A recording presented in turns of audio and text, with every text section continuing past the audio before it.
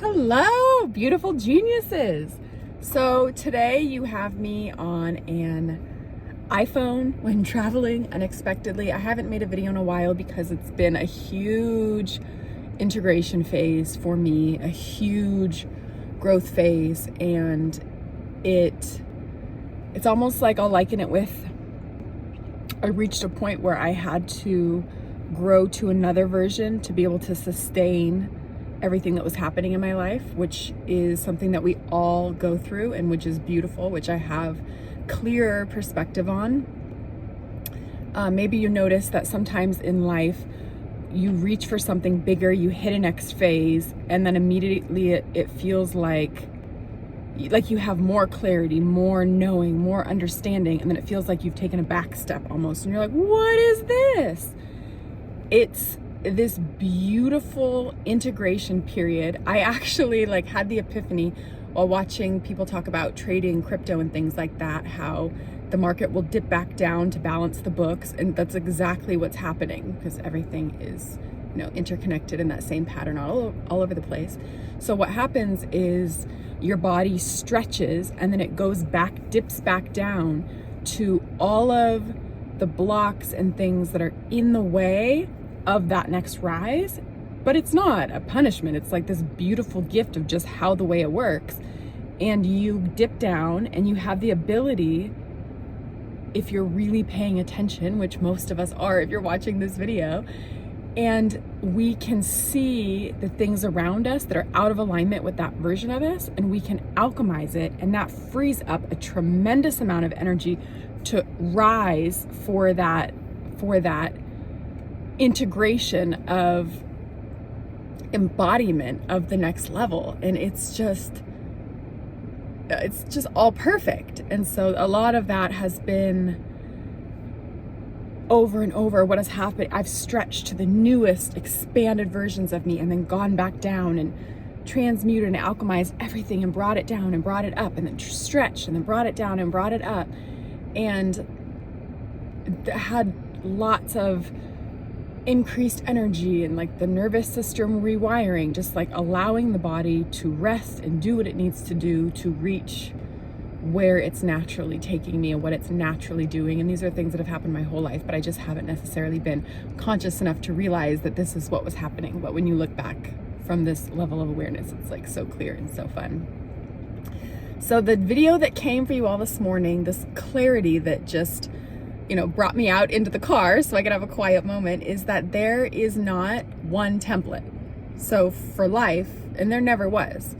And so I guess I can use the archetype of everybody can relate to these type A overachievers with color-coded calendars and morning alarms and 5-year plans and this incredible level of productivity, sight, dedication, and achievement. And it's just remarkable. So if we're not that, in the past, for me, I've been able to compare myself to them. And now I can see it so clearly that it's just their dharma. It's their designed frequency. It's their perfect experiment. It works for them because they're in alignment with frequency. But if somebody else tries it, if you try to wear somebody else's template, like a hand-me-down life, it feels like you're wearing somebody else's skin. It feels unnatural, exhausting. It's out of tune with your own music. So a lot of times we don't realize that the world works like this. We think that there's templates and there's success and there's ways to do things, and realizing from this level of clarity that it's not failure, not even close. You're just not them, and you are your perfect version of you. Billions of people, there's only one you, and your instructions are already coded in you.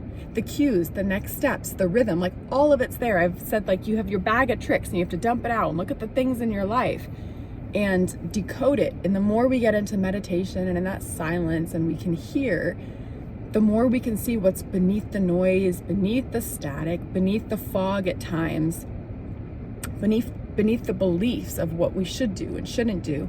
When we clear away all of this, we get through the removal of things, really who we are. And we can see that each piece is perfectly placed.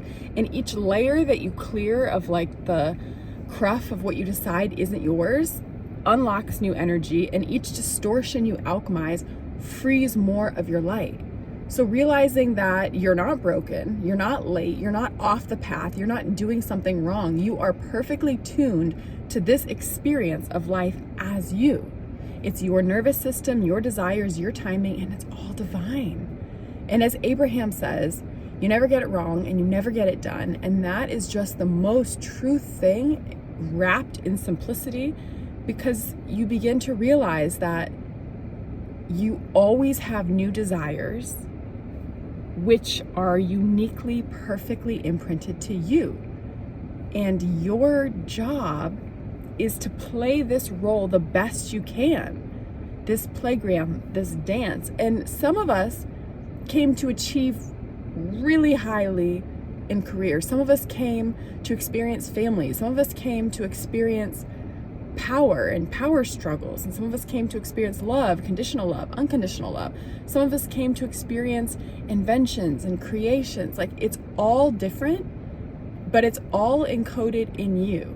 So in this playground of earth, in this dance, it's basically a soul game with costumes and roles and improv lines, and you came to play it and figure out what's yours.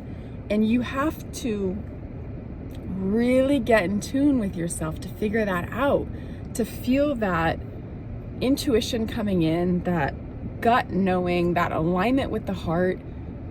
And you begin to hear the whispers and know that you came to play, to laugh, to experience this whole game, to forget it all, only to remember it again and again. And that, what is that Abraham says? We're so free we can choose bondage. You decide. Only a lot of us have forgotten that we decide, and we have programs that say that we don't. And we have beliefs, which I'm likening with programs, because everything is a thought you've kept thinking becomes a belief, becomes in your subconscious a program running, as if I'm likening it with a computer, which we're very much like. So when you can go through and start to just play with joy, allowing the joy, allowing the mess of whatever is, allowing the remembering, the becoming, you become the perfect frequency for this version of the game, and things start to flow and move, and you begin to see more clearly what was yours, not this blueprint that you saw somebody else executing and then you tried to do, because that's out of alignment with your joy and your who you are. But when you listen to your blueprint, no matter how different it is from expectations you had or anything like that, but truly what's yours, and you start executing that, you have the level of flow and joy that you've seen in other people. So that part is duplicating when you are in your driver's seat, your life of what you're doing. And it's just the most beautiful, lighthearted, like deep breath, exhale, remembering. And so it really is that simple, cloaked in so much complexity and so many little things that can feel so big. So I'm never discounting that, because I remember all of the previous levels before this one where it felt so big. And if you can keep remembering and keep getting into stillness, everything gets clearer and louder, and you realize that you never had to chase it. It's right there, and it's just embodiment of this beautiful person that you're here to be, and this beautiful game you're here to play. And whatever it is that interests you, follow it. Whatever feels like joy, follow it, and you will get further and further. And when you combine that with practices like we said, like meditation, where you're quieting your mind and you're quieting the chatter, seeing through the fog rising above, it's like that you're climbing a mountain and the clouds are above you and you just can't see. And then you just keep finding joy, keep finding peace, keep finding meditation. You just anchor back these practices of listening to yourself and your inner knowing and following it. And that skill gets sharpened and you get more into flow. And the next thing, you're up in the mountain past the clouds. And so what's changed? Your perspective. That's it. It's all the same. But from certain points, you have way more clarity and it just gets so much more fun. And so a lot of that is just faith. It's just moving in faith and knowing and learning yourself and following what feels like joy and finding out your specific fun that you're meant to have here, what role you're meant to act out, and what lights you up, because it's going to be different than everybody else. So go out and enjoy your beautiful day, and I hope that you're all doing amazing, and I am sending you so much love.